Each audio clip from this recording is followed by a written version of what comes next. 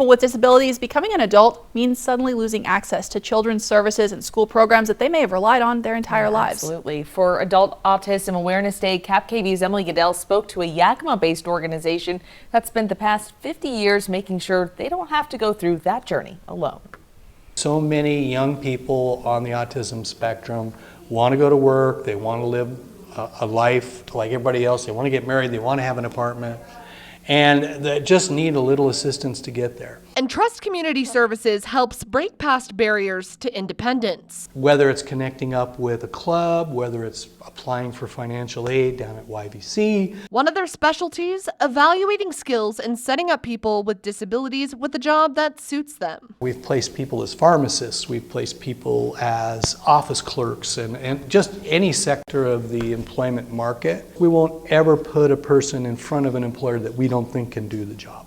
For employers hesitant to hire someone with a disability, and Trust takes the guesswork out of it. If the worker just needs maybe a fatigue mat on the floor, or maybe they need a magnifier on their computer screen, or these minor modifications that can be made to make the job work. He says their clients often stay long-term in high turnover positions, saving companies money on training and rehiring. We had a gal retire from Safeway after 30 years as a courtesy clerk.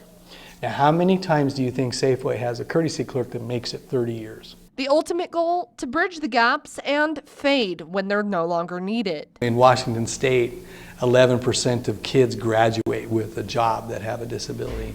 So it's pretty low, and we're working to change that, to get that number up to getting kids not only graduating into jobs, but then also into higher education. The only limits that are placed on our people is the limits they set on themselves, and we try to even help them break those down. In Yakima, Emily Goodell, KapKV Local News. There's never a charge for services for people who qualify, which usually means having a documented disability or being on Medicaid.